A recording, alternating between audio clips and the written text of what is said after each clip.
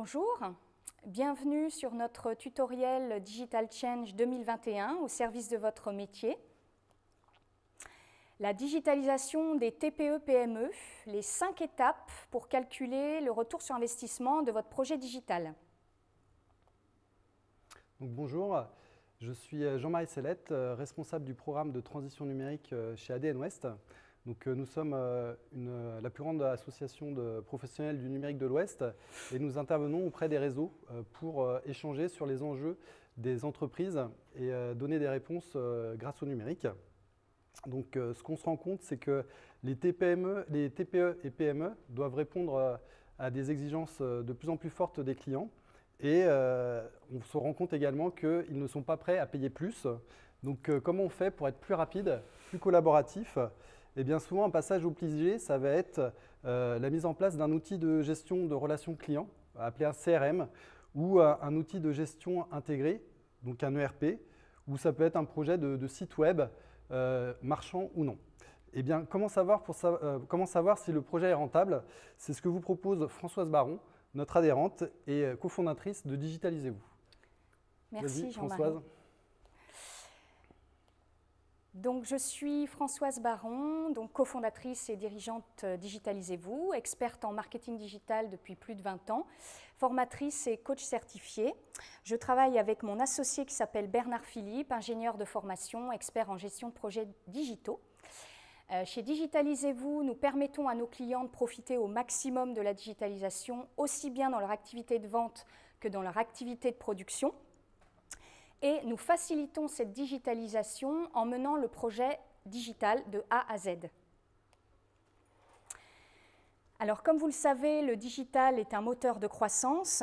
Si on compare deux entreprises, une entreprise peu ou pas digitalisée par rapport à une entreprise qui a passé le cap de la digitalisation, on se rend compte que l'entreprise digitalisée peut augmenter ses ventes de 36% et ses bénéfices de 44%.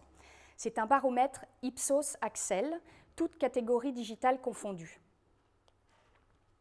Alors, la difficulté dans le digital, c'est de choisir la bonne solution digitale. La bonne solution digitale, c'est l'outil qui va permettre de répondre à vos objectifs d'entreprise et qui va répondre à vos usages et à la culture de votre entreprise. Alors, il y a pléthore d'outils digitaux, aussi bien en CRM qu'en ERP. Donc, CRM, c'est quoi? Gestion de la relation client, gestion commerciale. ERP, gestion de la production, planification, production, c'est comme la colonne vertébrale de votre digital de votre entreprise. Des outils collaboratifs, les outils de marketing automation aussi, LMS, plateforme e-learning, ou des robots de synchronisation. Bref, il y a plein d'outils, plein d'autres encore que je ne cite pas, et le but, c'est que ça soit rentable pour l'entreprise. Et pour ça, elle doit correspondre, c'est un équilibre entre vos usages, la culture de votre entreprise, vos métiers et la rentabilité. Alors, ce qui est important, c'est de voir le digital comme un investissement et non comme un coût supplémentaire. C'est toute la différence. Mettre en place des outils digitaux, ça a un coût et ça doit être rentable, comme n'importe quel outil dans une entreprise. Sans calcul du retour sur investissement, eh bien, les entreprises n'investissent pas. L'entreprise prend du retard par rapport à ses concurrents et elle ne profite pas de belles opportunités que peut lui offrir le digital. Alors, comment estimer les gains d'une transformation digitale? Nous avons deux types de gains dans une transformation digitale. Nous avons les gains tangibles que nous avons l'habitude de calculer dans les entreprises et que nous voyons directement sur les lignes comptables. C'est par exemple, si je réduis mes stocks, je vois directement le résultat sur ma comptabilité. En revanche, les gains intangibles sont beaucoup moins évidents à calculer et à voir, et donc il faut justement les calculer, les mesurer. Et ça, les entreprises ont beaucoup moins l'habitude de le faire, c'est pour ça qu'on appelle ces gains intangibles, parce qu'il faut justement aller les chercher, aller les mesurer. Et c'est là les véritables gains d'une transformation digitale. Alors, c'est quoi ces gains intangibles? C'est par exemple le temps gagné à ne pas recopier des informations, à ne pas ressaisir des informations sur tel ou tel outil bureautique ou digital. c'est les prospects gagnés en étant présents sur les moteurs de recherche ou les réseaux sociaux. Voilà, des exemples justement de gains intangibles qu'il faut aller calculer. Donc Françoise, tu commences à me connaître. Les TPE, les PME, elles veulent du concret. Est-ce que tu as des exemples pour illustrer ces étapes? Tout à fait. Alors, les 5 étapes pour calculer le retour sur investissement de son projet digital.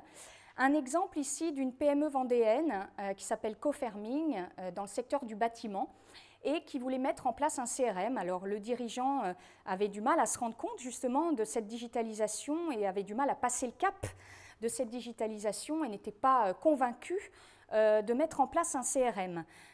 Il utilisait beaucoup les tableaux Excel et toutes les données de l'entreprise étaient sur Excel. Or, à un moment donné de la croissance de cette entreprise, Excel n'était plus assez fiable justement pour exploiter les données en marketing et pour les commerciaux. Du coup, on a mis en place un CRM et on a calculé le retour sur investissement pour convaincre le dirigeant de cette entreprise. Alors, comment on calcule? En première étape, on identifie les différents bénéfices attendus. Ici, le premier bénéfice du CRM, c'est de gagner du temps, tout simplement dans les trajets des commerciaux. En étape 2, on définit les indicateurs de mesure de ce bénéfice. Ici, c'est le nombre de rendez-vous par commercial par semaine. Donc, cette entreprise voulait que les commerciaux réalisent 15 rendez-vous par semaine et par commercial. En étape 3, on estime les résultats potentiels possibles en croisant les données du marché et celles de l'entreprise. Ici, la géolocalisation permet jusqu'à 18% de gain de temps. En étape 4, on mesure les bénéfices avec un résultat concret, justement, pour l'entreprise.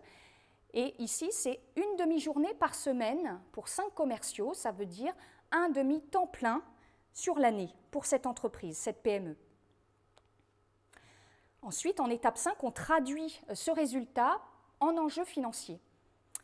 L'équivalent d'un demi-commercial, soit plus 10% de chiffre d'affaires la première année. Un autre exemple, toujours pour la même entreprise dans la mise en place d'un CRM, mais du point de vue de la responsable marketing. Ici, le bénéfice attendu était d'augmenter le nombre de prospects. En indicateur clé de mesure, ça donne je veux X visiteurs sur mon site web qui ont rempli le formulaire de contact.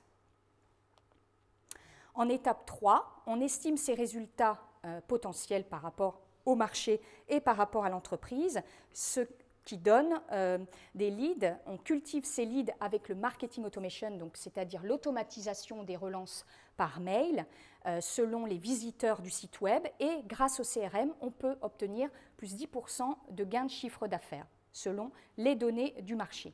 Le résultat concret pour l'entreprise, c'est 30% des visiteurs qui sont rattrapés suite à une relance.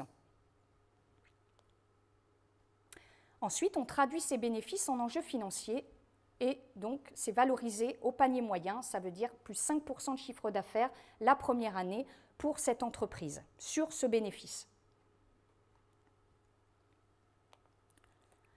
Une fois qu'on a calculé ce retour sur investissement, on peut construire un plan d'action digital personnalisé en priorisant justement les actions par rapport à ce qu'on a calculé comme retour sur investissement. Ici, un exemple avec plusieurs actions justement digitales et le retour sur investissement sur chaque action, avec une augmentation du chiffre d'affaires pour cette entreprise de 90 000 € et une économie de 22 000 € sur la première année. Très bien, donc Françoise, c'est bien, tu nous fais rêver. Quand on va sur le terrain, qu'on consulte des TPE, PME, souvent elles nous font part de déception concernant des projets digitaux. Alors, quels sont les réseaux qui sont… les raisons. Les raisons, pardon, et est-ce que tu as bien sûr des conseils? Oui, merci Jean-Marie. Les conditions, il y en a évidemment dans un projet digital. Ça ne s'improvise pas. Si je vous dis 70%, 70% des projets digitaux échouent encore à l'heure actuelle, malheureusement. Ça veut dire que ce sont des projets qui ne répondent pas aux objectifs du départ. Pourquoi? Parce que c'est une démarche spécifique. Il y a plusieurs conditions du succès à ce projet digital. Tout d'abord, c'est l'implication de la direction.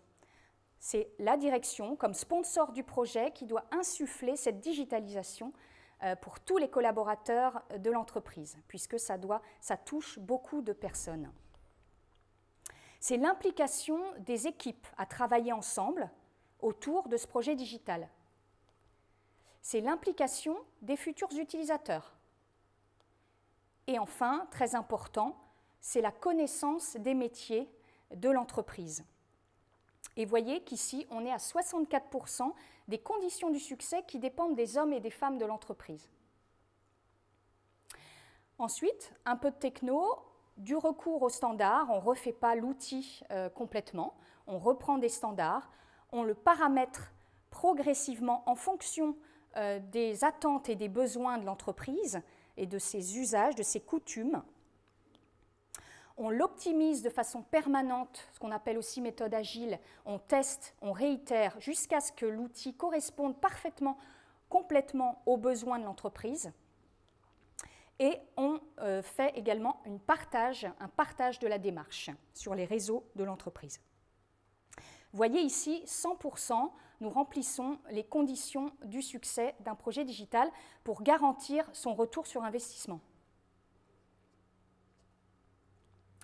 Pour conclure, les principes de la réussite, c'est 1. Penser projet d'entreprise plutôt que outil informatique. On le voit bien que les hommes et les femmes doivent être impliqués et donc c'est un projet, ça n'est pas qu'un outil.